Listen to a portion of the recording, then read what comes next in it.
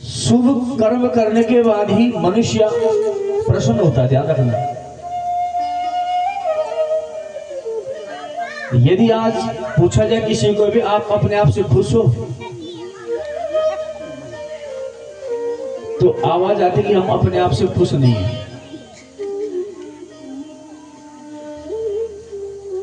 स्वयं से खुश वो व्यक्ति रहता है जो हमेशा दूसरे, तो मनुष्य संत बन जाता है। संत हृदय नवनीत समाना, मक्खन की तरह हो जाता है। तब मनुष्य के अंदर केवल दया ही दया रहती है। और स्वाभाविक है कि जब दया हमारे पास है तो हम कभी भी किसी का अनादर नहीं करेंगे।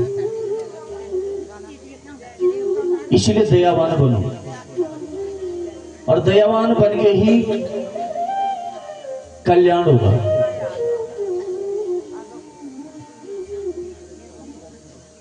दयावान होने से ही हम दूसरे का अपमान करने से, तिरस्कार करने से बच सकते हैं।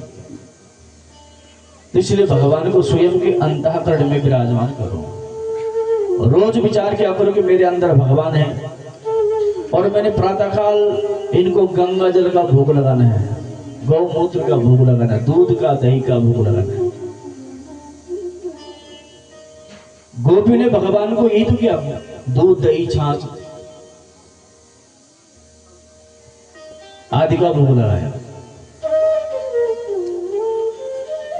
तो सूजी कहती कि राजन, जब वसुदेव जी ने उस नन्हे से बालक को नंद भवन में छोड़ा, उस नन्ही सी बालिका को लेके गए। नंद जी की बहन सुनंदा के द्वारा जब नंद बाबा को पता चला,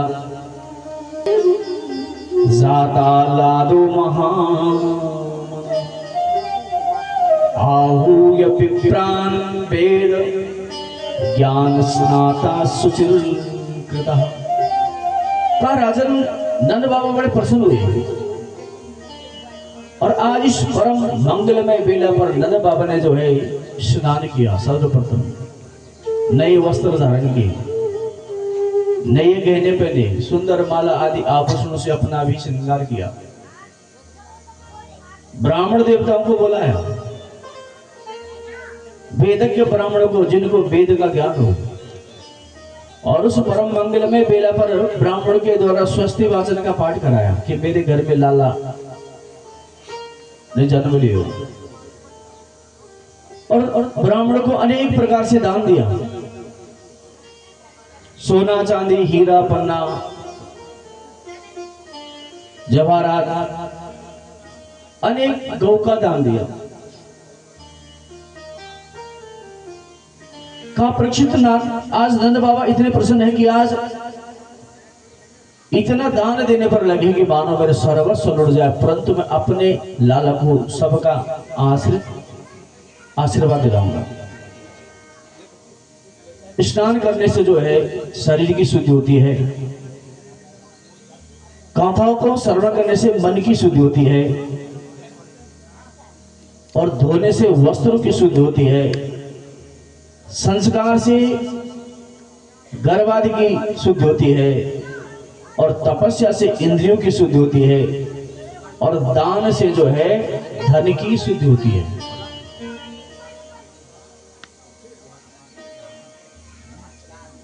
अनेक प्रकार से धन हमारे पास आता है, लेकिन यदि हम उस धन से थोड़ा दान दें तो उससे धन हमारा शुद्ध हो जाता है। जैसे भोजन, अन्न में भी दोष है। अब जैसे यहाँ पर अनेक प्रकार से आटा चावल आदि आ रहा है, या हम किसी घर में खाते हैं या किसी को हम अपने घर का देते हैं, तो हो सकता है हमारे स्वयं के घर के अन्न में कितना दोष हो, या उस धन को किसी व्यक्ति ने किस तरह से कमाया है, ईमानदारी से, बेईमानी से। तो बेईमानी से कमाया हुआ धन यदि हमने ग्रहण किया तो उस धन के दोष हम पर भी आ जाते हैं। लेकिन जब भोजन पकता है और उसमें से भोग निकाला जाता है भगवान के लिए, चाहे गौ के लिए निकालो, चाहे अपने ठाकुर के लिए निकालो, तो जब उस भोजन से प्रसाद बन जाता है, तो वो भोजन के दोष जब व्यक्ति ग्रहण करता है तो प्रसाद से मति, गति और बुद्धि तीनों शुद्ध होते हैं प्रसाद से। इसलिए नित्य नियम बनाया करो कि एक रोटी गौ को या भगवान को, जिसको भी आप मानते हो, एक भोग लगाया करो। तो कहा उसी प्रकार दान से धन की शुद्धि होती है। हमेशा देने वाला बड़ा होता है, लेने वाला छोटा होता है।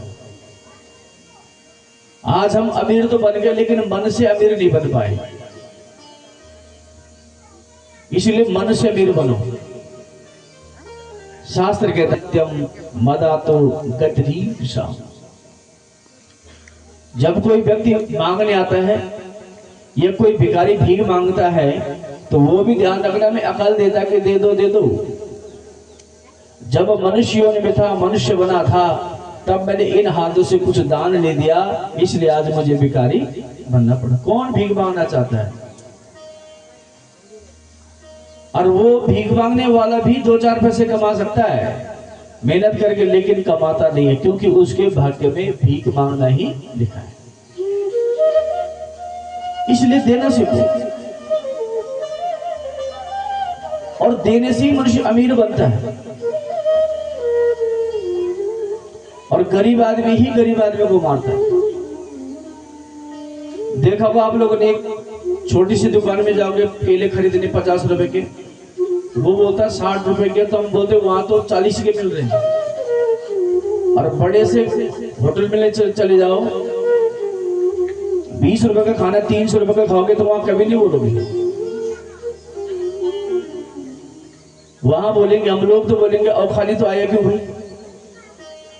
तो गरीब आदमी ही गरीब का शोषण करता है। वो व्यक्ति दिन भर बैठकर 10 रुपए कमा रहा है, केवल सीधा 400 रुपए कमा देता है। तो मन से भी रहो, छोटों को देना सीखो। तो उनको दिया करो जिनको आवश्यकता है, और उनके देने से ही आप बड़े बनोगे। तो नंद बाबा ने अनेक प्रकार का दान दिया। तो दान से धन की शुद्धि और संतोष से मन की शुद्धि होती है। देखो, धन की 3 ही गति है, दान, भोग और नाश। इसकी चौथी गति नहीं है। या तो दान करो या भोग, उसको व्यवस्थित कर दो, और नहीं तो वो रोग पैदा करेगा। जैसे जैसे धन बढ़ेगा उतनी बड़ी बड़ी बीमारियां भी होगी। और देखोगे आप लोग, जब हम लोग के पास धन नहीं था तो बीमारियां भी नहीं थी। घर को अगर आप धन को घर में रखोगे तो वो धन कब समाप्त हो जाएगा आपको पता ही नहीं चलेगा। कल मैंने बताया था कि लक्ष्मी क्या है। तो धन की जो 3 ही गति है, या तो उसको दान कर दो, या उसको व्यवस्थित कर दो, नहीं तो वो रोग बन जाएगा आपका। तो कहा संतोष से मन की शुद्धि होती है। या तो उसको धर्म कर्म में लगाओ, क्योंकि उसने तो जाना ही जाना था, और आत्मज्ञान से आत्मा की शुद्धि होती है। तो नंद बाबा आज जो है मन से, वाणी से और कर्म से जो है सबको प्रसन्न करते हैं। जो भी नंद भवन में आता है सबका स्वागत, सबका वंदन, सबका अभिनंदन करते हैं, मन से और वाणी से और कर्म से। सबसे बड़ा है वाणी का दान। आप किसी को सुंदर भोजन कर दो और उसके बाद अपमानित कर दो, आप बोल दे, तो उसके मन में तो हमेशा वो व्यवहार उसका काम आएगा। तो नंद बाबा जो है अपनी वाणी से, इसलिए इस वाणी का बहुत महत्व ध्यान रखना। वाणी से आप जो है सबको अपना बना सकते हो, और इसी वाणी से अपनों को भी पराया बना सकते हो। तो तुलसीदास जी के बोल तो अनमोल है, लेकिन अनमोल बोल उसके लिए जिसको बोलना है। कि बोल तो अनमोल है जो, और लिए तराजू तोल कर अब मुख बाहर को। ये बोल अनमोल है। अब हमें देखो, हम तो वाणी से खाए, और वाणी से आपके दिलों में जगह बना देंगे। बाकी क्या मैंने आपको दिया, क्या आपने मुझे दिया, केवल वाणी ही तो दी। तो ये बोल जो है अनमोल है। लेकिन अनमोल उसके लिए कि जिसको बोलना, जिसको बोली का महत्व पता चल जाए। आप बोलने से बड़े बड़े काम करा सकते हो, तो अनमोल धन है ये वाणी।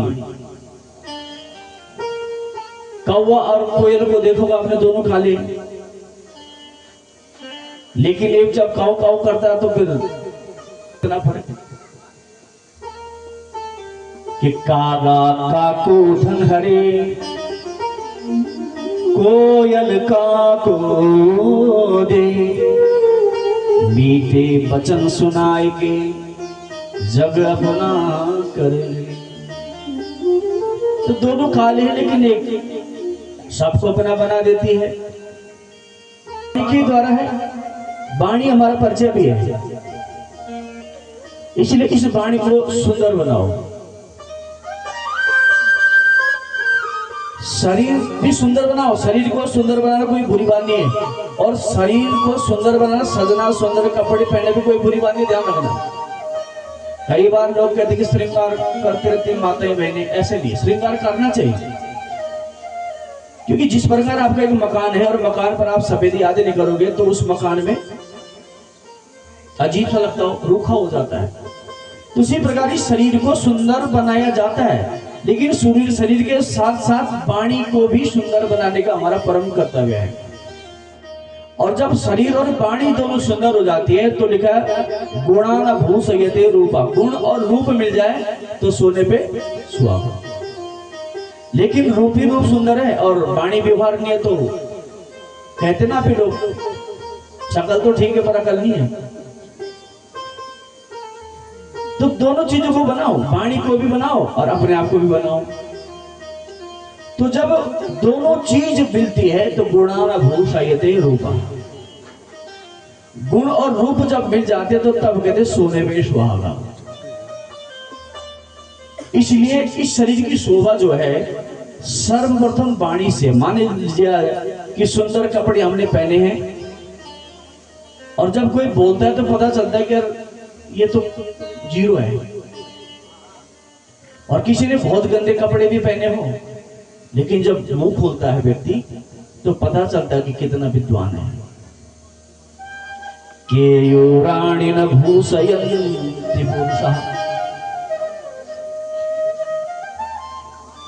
केयूराणिन भूषयन्ति पुरुषः, हारान चन्द्रोज्ज्वलः, न स्नानं न विलेपनं न कुसुमं नालांकृतं,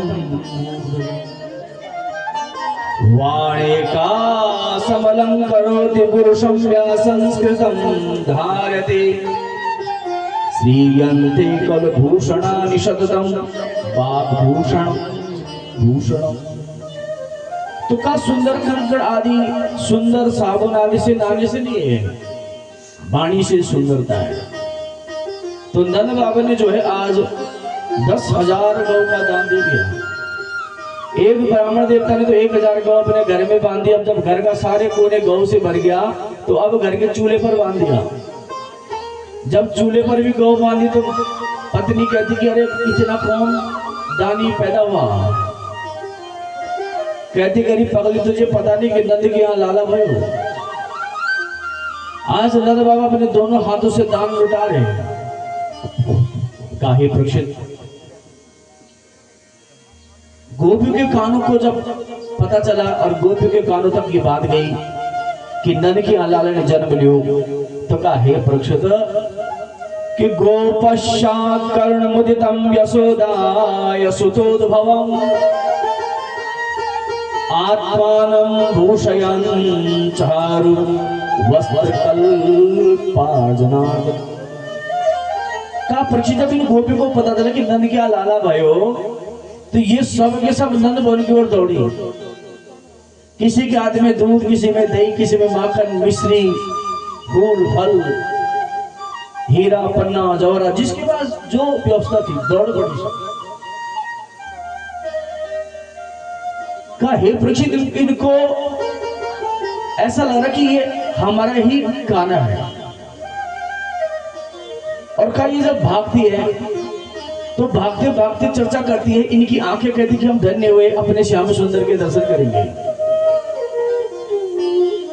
कहा इन गोपियों के कान कहते कि हम भी धन्य हुए, अब श्याम सुंदर की बंसी सुनेंगे। कहा इनकी वाणी भी कहती कि हम धन्य हुए, अब श्याम सुंदर के नामों का कीर्तन हम करेंगे। कहा परीक्षित इनके हाथ भी कहते कि हम भी धन्य हुए, अपने ठाकुर के चरणों की सेवा करेंगे। कब पांव भी बोलते हैं कि हम भी धन्य हुए, अपने ठाकुर के द्वार तक जाएंगे। लेकिन कहा जब सब अपने आपस में बातें करते हैं तो इतने में उन गोपियों का हृदय बोल पड़ा, अरे ज्यादा प्रसन्न होने की जरूरत नहीं है, जब तक मैं पिघलूंगा नहीं तब तक आनंद आने वाला नहीं है। कहा हे परीक्षित जब बोला तो ये सब खिन्न हो गए।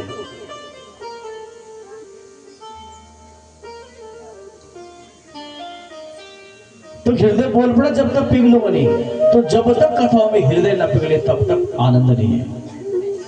का नंद बाबा ने जो है सुंदर सजाया है, आवध्यंत विचित्राणि वदत्राणि महोत्सवे कृष्णं विश्वेश्वरयांते नंदस्या प्रजमागति। और कंस को पता चलता है, आवाज सुनता रोने के दौड़े दौड़े वसुदेव देव के पास आता है। और देवकी ने जब कंस को अपनी ओर आते देखा तो उस नन्ही सी बालिका को जो है अपनी छाती से चिपका दिया था और बोल पड़ी कि भैया मेरे साथ बालक का वध तो पहले ही कर चुका है। नन्ही सी बालिका को छीना और जैसे ही धरती में पटकना चाहा वो आकाश मंडल पर चली गई और वहीं इसने भद्रकाली का रूप धारण कर लिया। बोलो भद्रकाली मैया की जय। तो कंस ने अब एक आपातकालीन बैठक बिठाई, क्योंकि एक दिन नारद जी कंस के यहाँ आए थे। तो कंस भद्रकाली ने जब आकाशवाणी के द्वारा कहा कि तुझे मारने वाला काल तो कहीं और पैदा हो गया, तो इसके मन में संशय पैदा हो गया था और इसने एक बैठक बिठाई और बैठक में विचार किया कि अगल बगल के गांव में जो भी 2-4 महीने के बालक है उनका वध किया जाए। और जो है अघासुर, बकासुर और इनकी बहन है उसका नाम है पूतना। पूतना ने भी जो है सुंदर स्त्री का भेष किया, जबकि राक्षसी है लेकिन ये सुंदर बन गई, इतनी सुंदर बन गई और इतने सुंदर कपड़े गहने पहनने के मानो कोई शैतानी हो। और देखो आप लोगों ने जब ऐसे गांव में कोई ऐसे चमक धमक किया था तो लगता कि कोई सेठ है। तो गांव